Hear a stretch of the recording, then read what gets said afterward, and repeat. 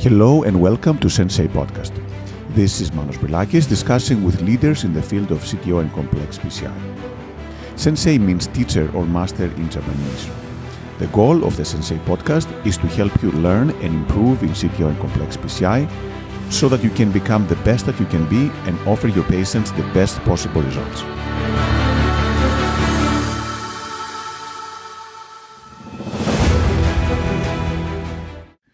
Hello everyone and welcome to Sensei Podcast. It is my great pleasure to introduce Dr. Mike Wyman from Torrance Memorial and from Cedars, Sinai, who is literally one of the people who started this many years ago and has taught me and many other people about how to do this procedure. So Mike, thanks again for being with us today. Thank you, Manos. It's great to be here and to participate in the conversations you're having. So Mike, you've been doing this forever. And I'm not sure I like that designation, but okay. But more senior people are doing this. So when you started, there was no such field as CTO PCI, right? Or it was in the very early stages. How did you, in this stage where we didn't really know what to do, how did you decide to start doing these procedures and the CTOs?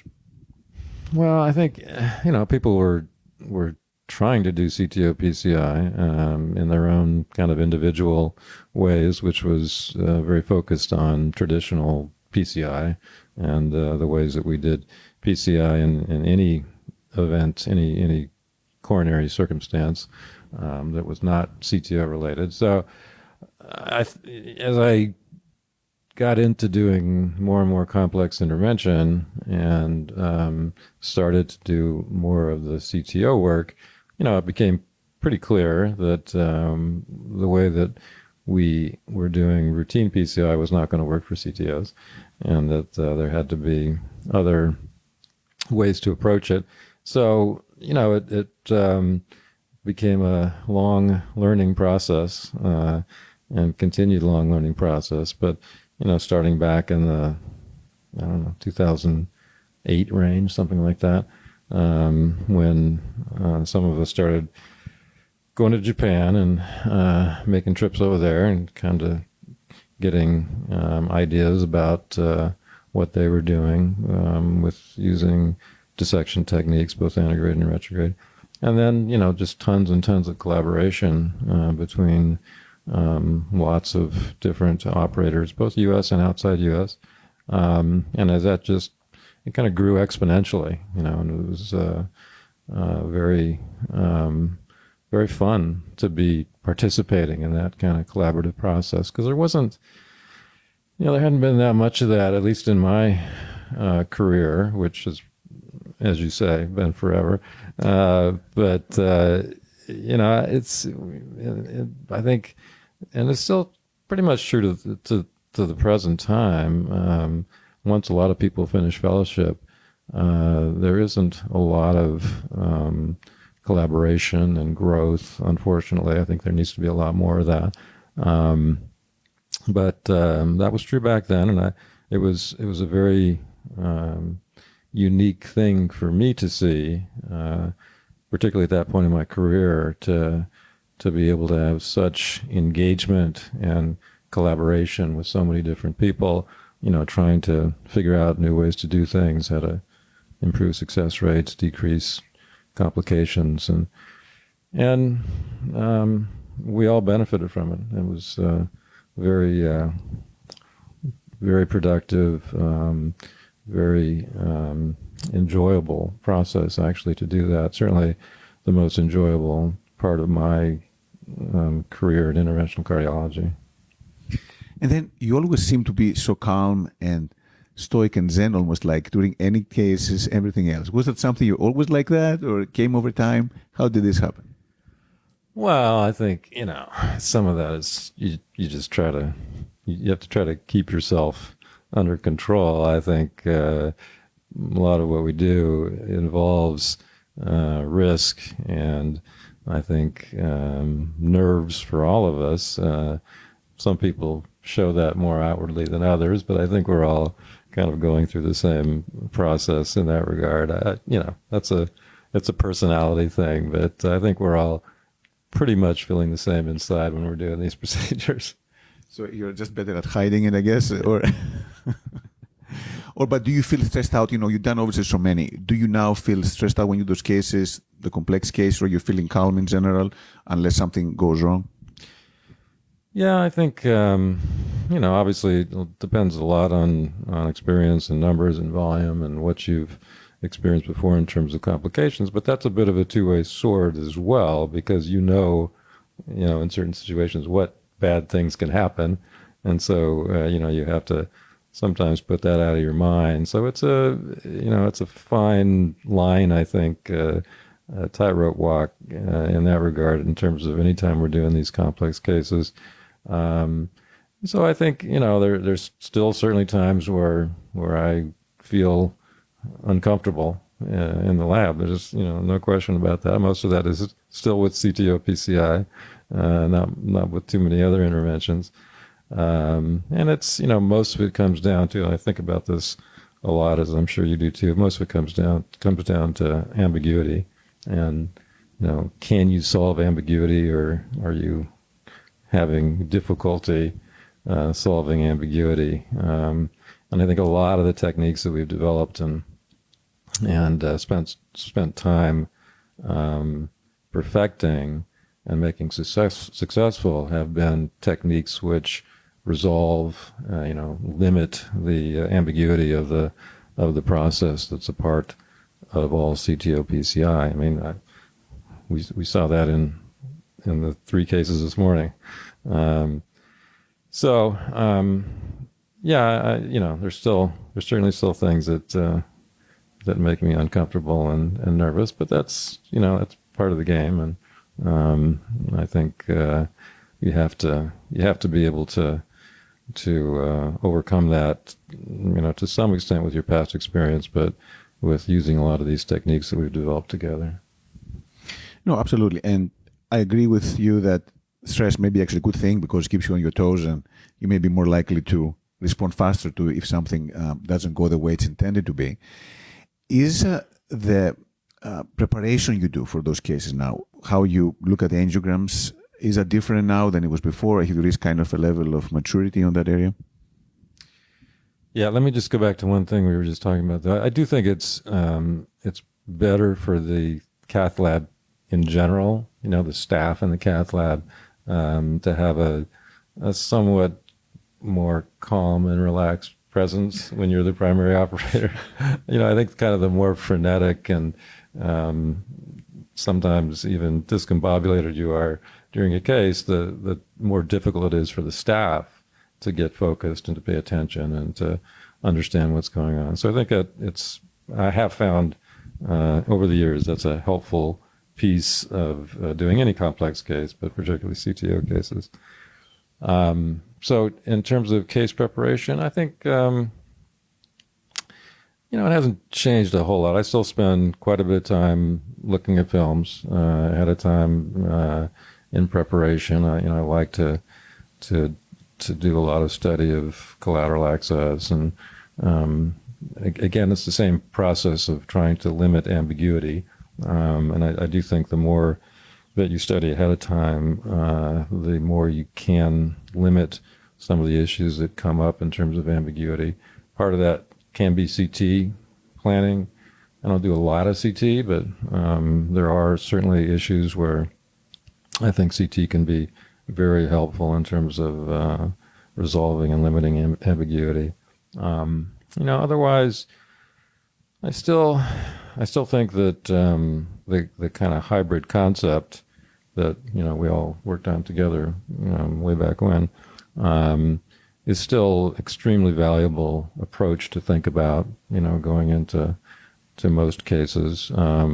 There are always nuances and offshoots here and there, and I do think there's certainly been some changes in terms of the way we approach things and some of the equipment that we have that change how we think about and approach the procedure, whether it's kind of within the hybrid construct or not.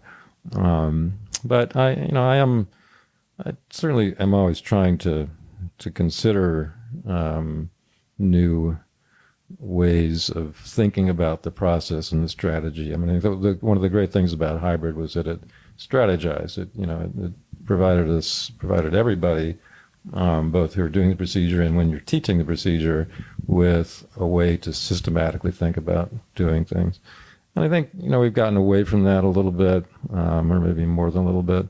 And I think, there's still avenues to go kind of back in that direction and try to think more systematically about approaches for everybody. Is there something such as trying too hard? Do you feel sometimes if you try too hard, that might be counterproductive? Well, I guess it depends on how you define trying too hard. I think, there are certainly situations where I think every move you make in the cath lab, and this certainly applies to CTO PCI more than most other PCI, virtually every move you make is a risk-benefit calculation, right? So I think as the case progresses and as time goes on, and you have to continually reevaluate your risk-benefit calculation as you're moving on to the next strategy. And so some of that certainly sometimes depends on things like time and contrast and radiation and operator fatigue and all those kinds of things. And the more you do, the more I think self-aware you should be able to get in terms of all those things.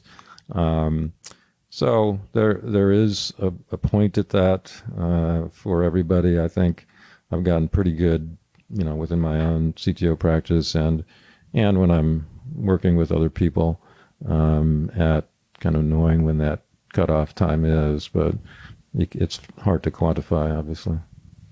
And then from your experience and the people you've taught, what is the hardest thing to teach and to learn? I think within CTO PCI, I think it's still difficult to get people to understand that failure is part of the process, and that not failure of the case as a whole, but failure in any one strategy, and that the concept of moving from one strategy to another, knowing what your options are, knowing what your alternatives are, what the next strategy is going to be, and potentially the strategy after that, thinking ahead in those ways. It's something that most operators who don't do a lot of CTO PCI aren't thinking about a whole lot. And I think you still have to really push people. And I see this even with experienced operators. You have to push them to move on to the next phase and the next step and the next strategy, and be constantly thinking ahead the whole time. Because otherwise, the procedure becomes so inefficient that you're gonna hit that cut point you just mentioned without having proceeded very far. Sure. And then when it comes to bad things happening, when a complication happens or a procedure fails, how do you cope these days? Do you get depressed? You pretty much used to this by now. How do you approach it?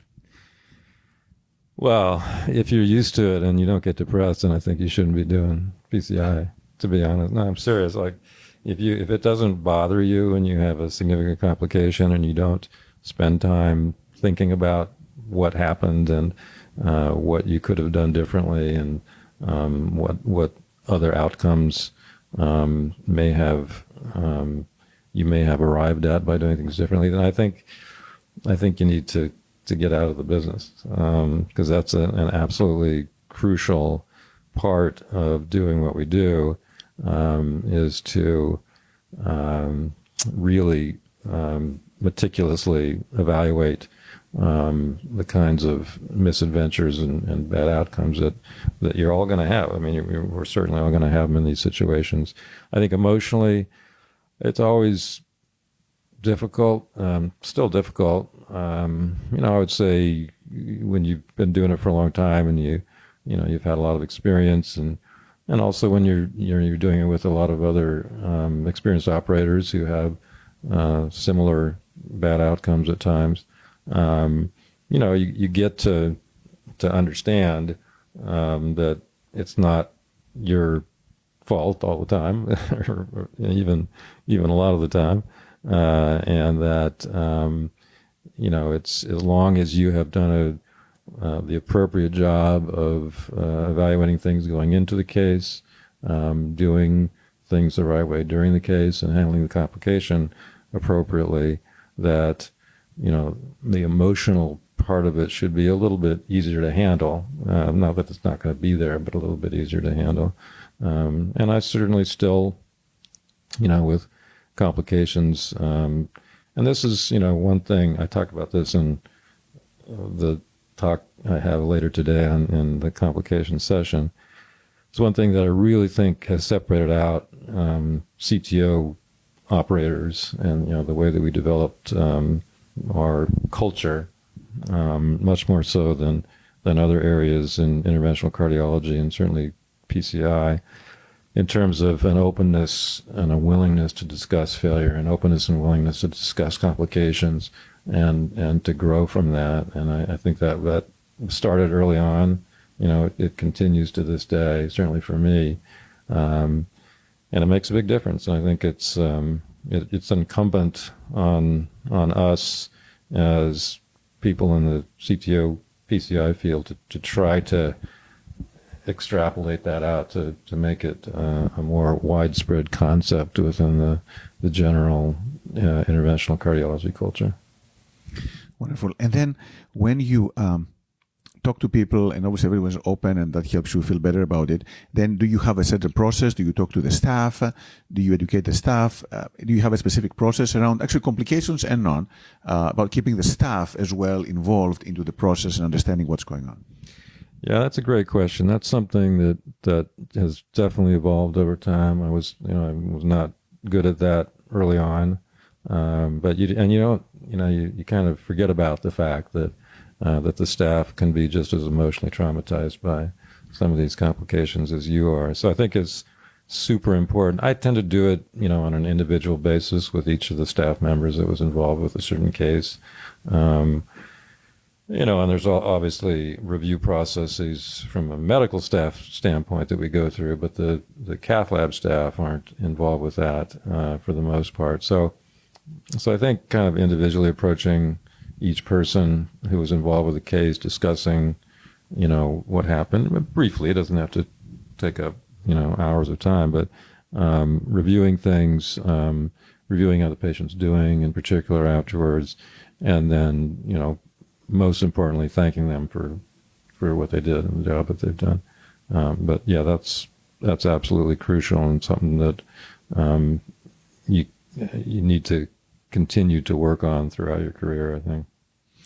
Are there any cases that have stayed with you that you've learned a lot from? I know you have many, but any specific ones? I don't have a long memory, Manasa. I remember some really good ones from the last month. I had one. No, we're talking about CT. So this was a very interesting one. There was a patient that came in with typical kind of anginal symptoms. Had a stress study showing inferior ischemia. Got cathed by one of my partners, and had some kind of mild to moderate left-sided disease and really beautiful collaterals to the right. Could not find the ostium of the right coronary, and did worked at it, but did aortic root shots in 2 views, and trying to really determine where this thing was coming from. And in addition, the guy had a gunshot wound back like 20 years ago and had a sternotomy.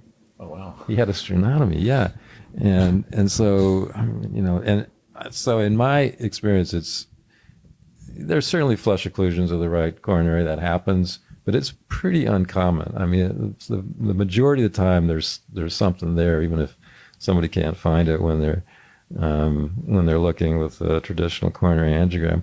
So I said, well, we got to do a CT on this guy, especially with his history of surgery, and I got to figure out where his right coronary is, and maybe something like there was a bypass or something. Who knows? And then I ordered the CT, and I kept getting calls back from the CT technicians saying, "Oh, his calcium score is too high. You can't do a CT on him. It's 1,500." I'm like, I don't care what the calcium score is. That's not of any interest to me. I just want to see where his right coronary comes up. So we eventually get the CT scan done, and it turns out this guy has the most anomalous right coronary artery I've ever seen, like coming off the anterior portion of the aorta 3 centimeters above the left coronary ostium. Like, I mean, it almost looked like a bypass graft, but it wasn't. And it was like probably the most useful CT scan I've ever done in CT-PCI. It was an open RCA. I mean, there was something. There was definitely antegrade. Yeah, you could see flow into it antegrade from this extremely anomalous origin, which you'd never be able to find with a catheter without knowing where it was. And I mean, the other thing, like in the past, maybe 5+ years ago, I would have just gone retrograde, which there were certainly retrograde options for, and, gotten up retrograde, and then you'd see your retrograde wire heading up to like the carotid, and be like, where is this going? This was not anywhere near where I think it should go. So you'd be completely kind of, again, working in an ambiguous situation. So it was pretty interesting, like really neat angiograms after the intervention to show this thing going off, and got a very nice result. The CTO actually was quite easy to open, but it was there's always ongoing, never-ending learning experiences for all of this and this. Well, I guess that fits with the ambiguity, right? I mean, there's ambiguity and there are ways to go around it, and getting that CT was instrumental. But that's part of the fun, right? It's the unpredictability. It's part of the fun of the procedure. Then you're always on your toes and trying to understand what's the best way to go. Right, exactly. I think there is that part of it. I think you can still use a lot of techniques to resolve ambiguity to decrease the risk of complications. And I'm thinking, primarily of using knuckle wires and, the things that we have become very used to and facile with, I think, at this point, that are going to decrease the risk of complications and still have enough excitement during the case to provide you with energy and curiosity. So you gotta use the tools that you have. There's still never-ending challenges in CTO-PCI. When you see someone who comes to you and you proctor him, or he comes to watch you in the lab, can you tell if this person is going to be a good operator? And if you want to train him, can you find the characteristics that make you want to teach him more and help him? Yeah, I mean, that's a good. I think with just kind of general proctoring out there, going out to various sites, it's difficult because the experience is so limited. I mean, sometimes you can see right away that this is not for that person, and you're not going to spend a whole lot of time with it.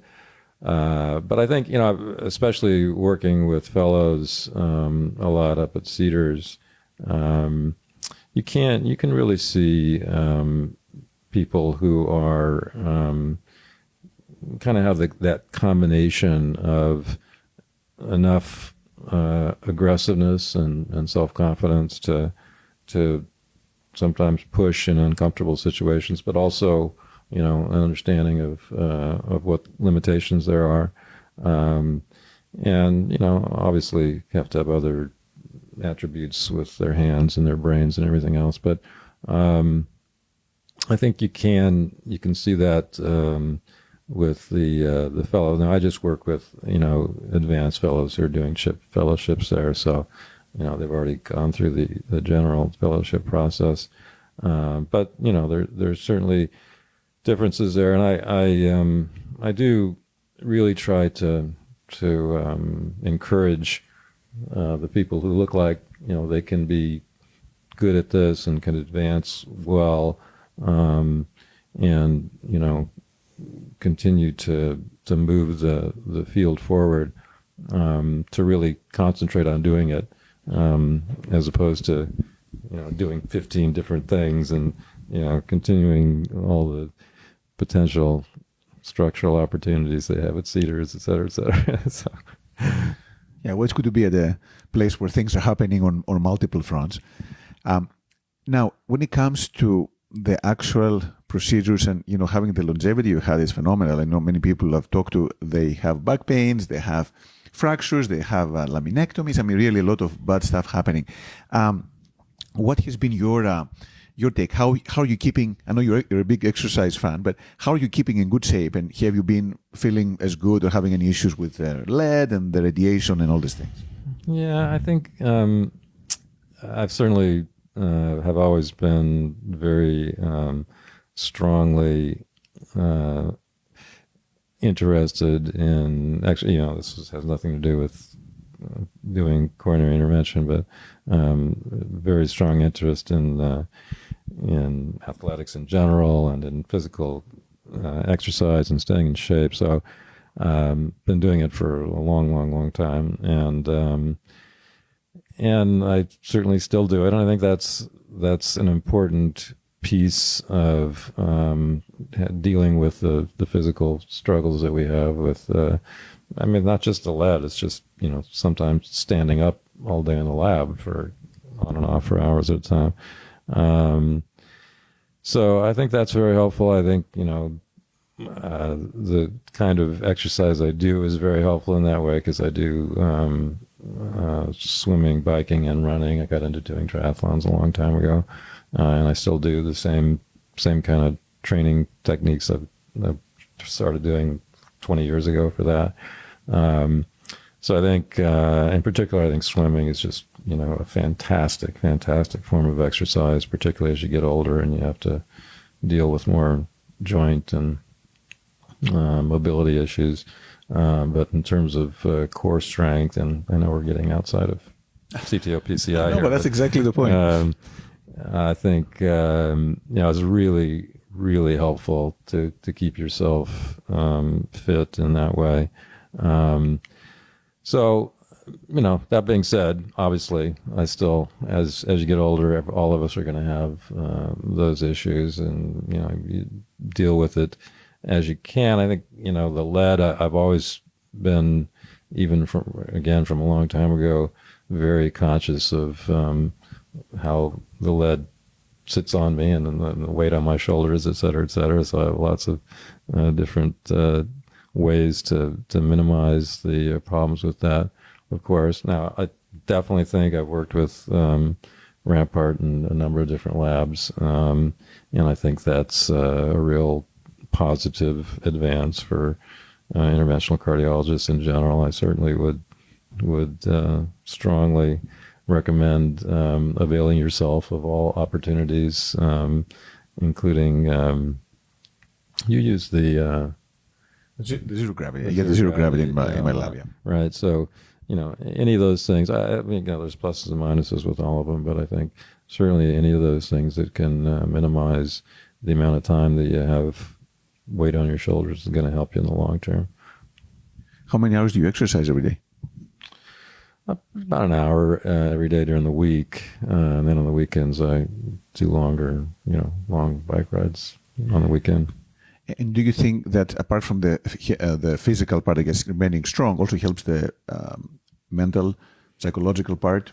I mean, in and out the cases always. I think so. I think if we're going back to the complication discussion that we were just having, there's absolutely no question that for me, and I think this is a pretty well-known phenomena, that dealing with depression, anxiety, stress, exercise is an extremely important component of that. I mean, I don't know where I'd be, if I didn't have that outlet on a regular basis and wasn't used to doing it on a regular basis. Because I think, you can always find lots of excuses not to do it.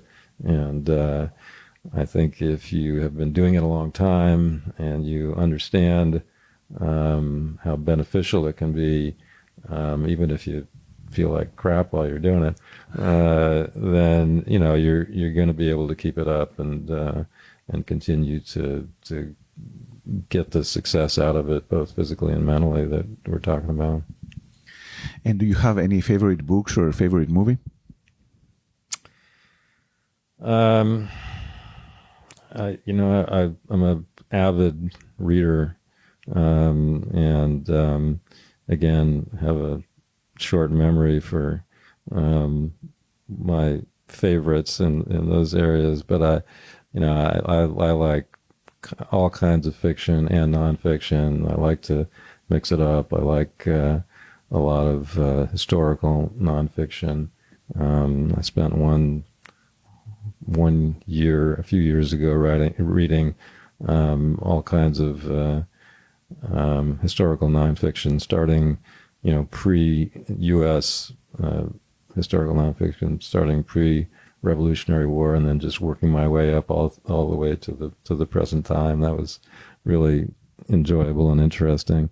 Just all kinds of different nonfiction books, and I like any good writing, and just like in PCI, there's some really good writing and there's not so good writing.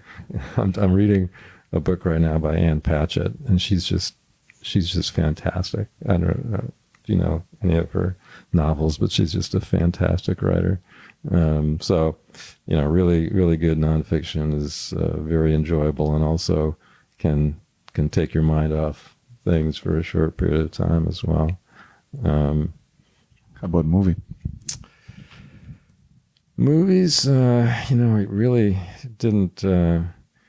It really had a downturn in the number of movies that I saw starting in March of 2020, for obvious reasons, and ended up, doing a lot more watching of streaming series, than actual movies. And I have a lot of favorites there for sure.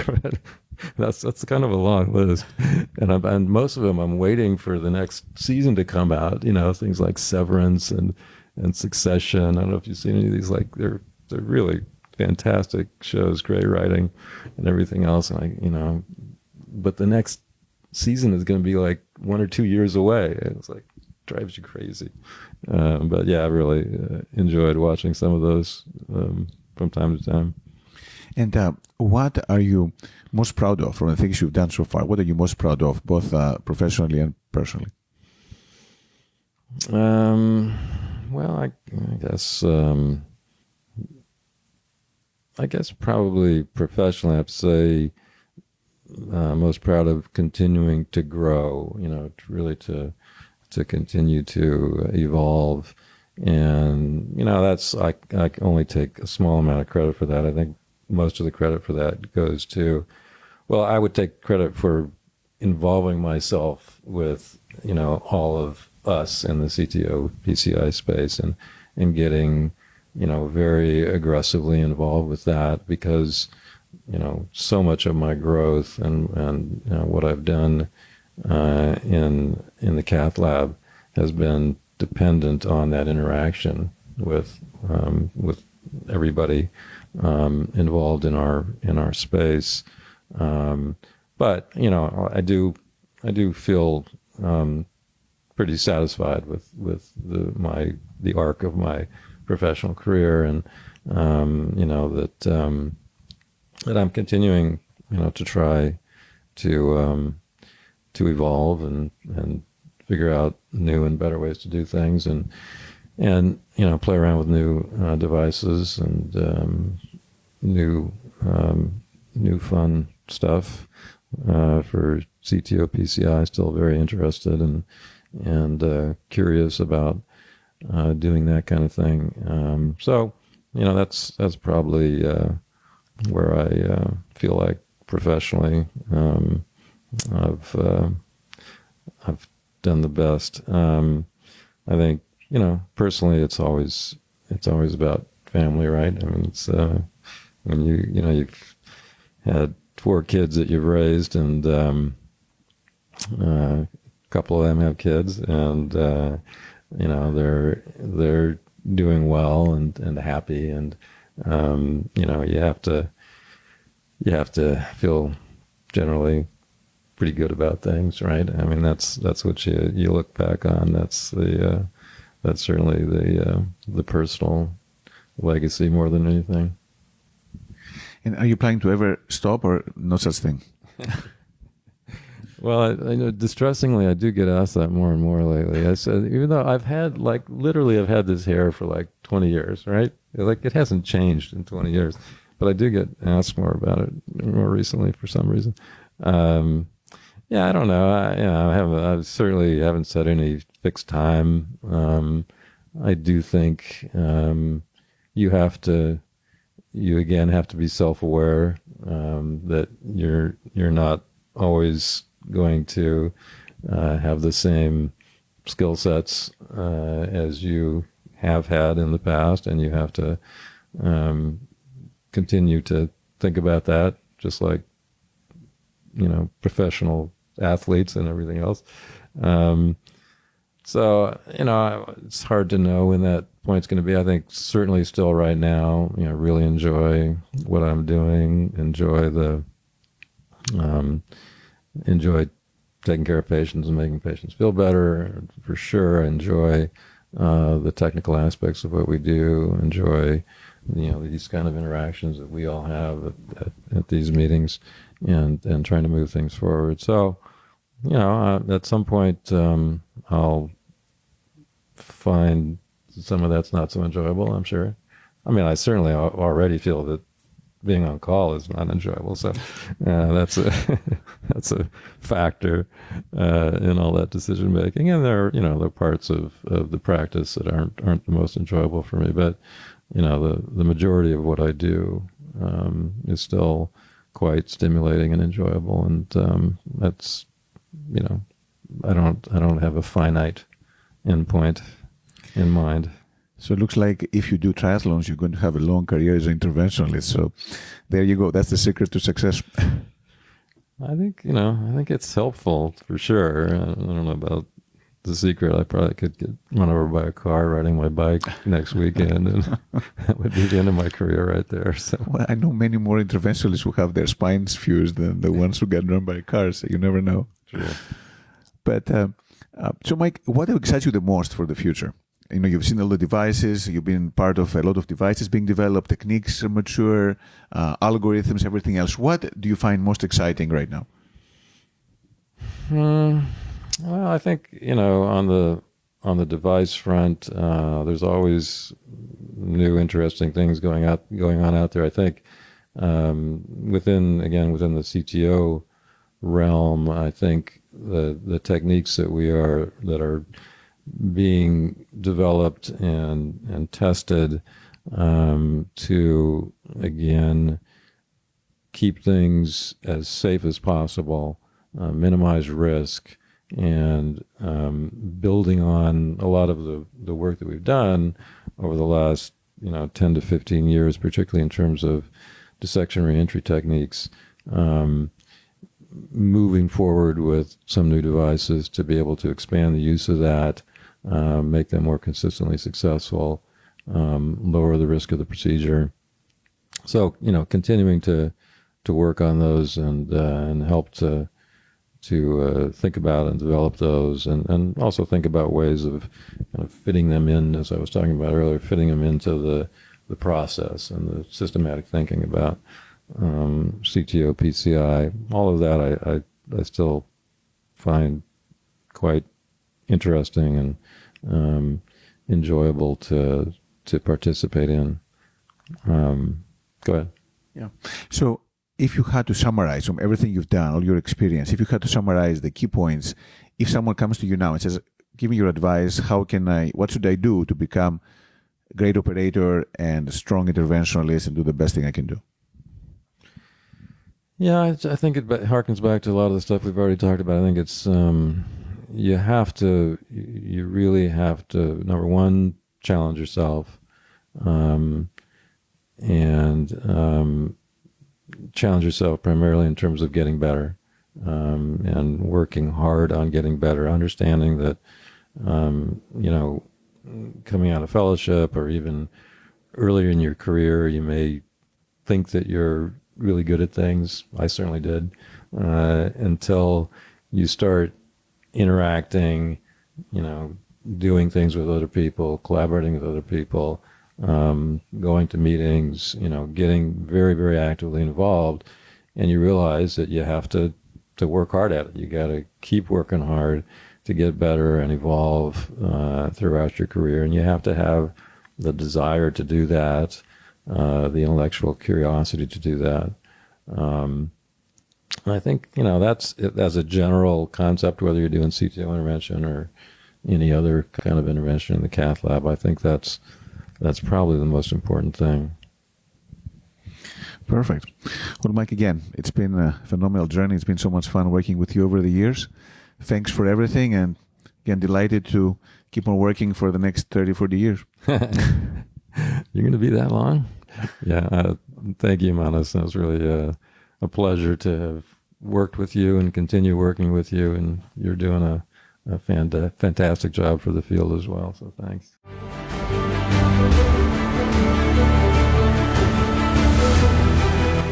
Thank you for listening to the Sensei podcast.